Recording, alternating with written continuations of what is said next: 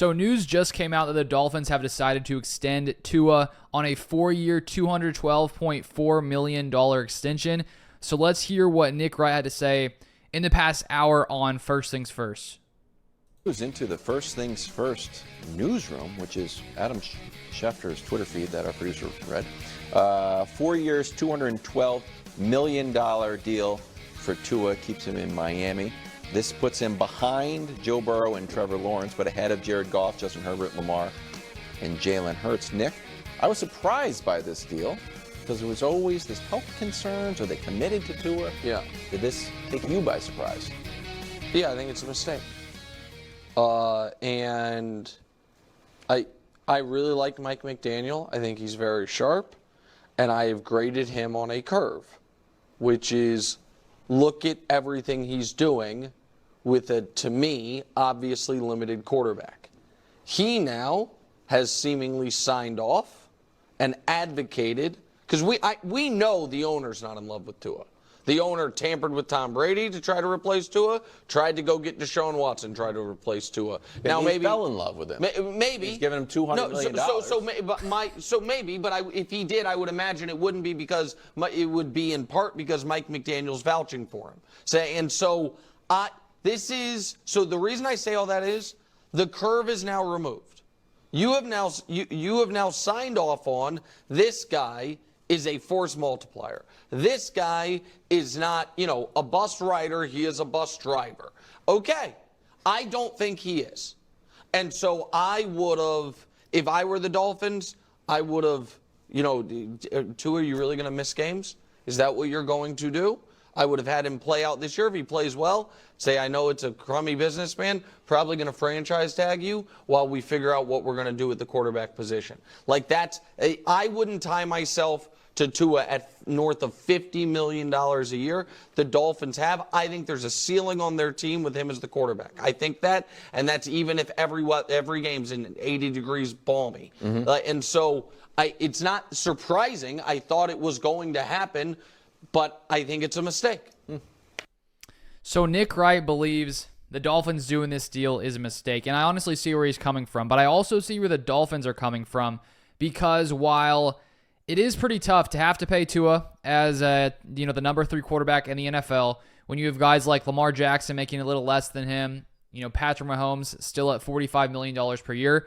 It is going to be that much harder for the Dolphins to be competitive because this Dolphins team last year was struggling against playoff caliber teams. When they faced non-playoff teams, they dominated, were 10-1. But in the other games, I think they were 1-5. Tua was a completely different quarterback when he faced off against playoff caliber teams. And that was before you're paying him $50+ million.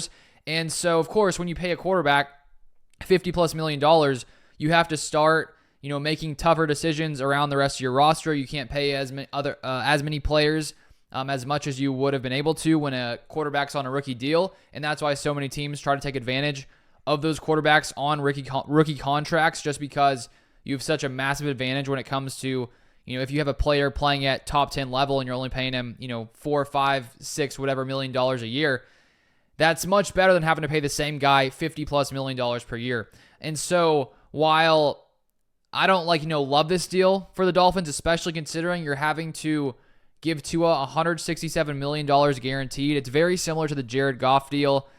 Jared Goff got $3 more million guaranteed. So 78.6% of Tua's contract is guaranteed, which I think is a lot for a player that had injuries, with concussions in the past. Last year was pretty healthy.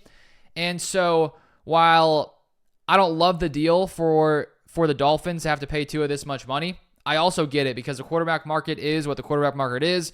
And, this isn't based off of solely, how good a quarterback is. This doesn't mean, Tua is better than Mahomes because he makes more. It's clearly because the cap is always increasing and teams have to pay the market value for these quarterbacks. It's just going to be really hard for the Dolphins, I think, now going forward. Not to say they can't figure things out, but they were having trouble before they paid Tua this much money.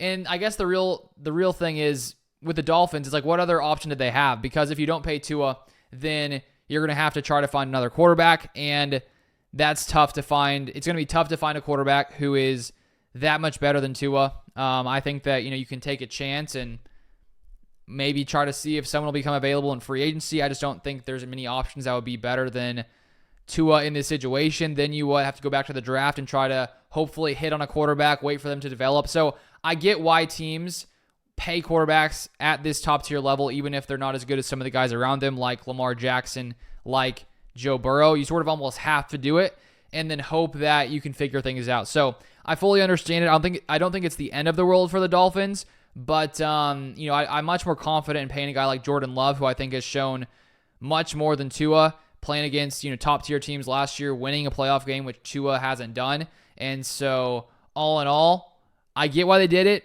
Don't love it. And I do think going forward, it's going to be tough for the Dolphins to, find success unless they can, change the way they play against top tier teams. And now it's tougher because of how much you're paying Tua. So that is my thought. Let me know your thoughts in the comment section down below. And if you want more NFL content, feel free to subscribe, and I'll see you guys next time.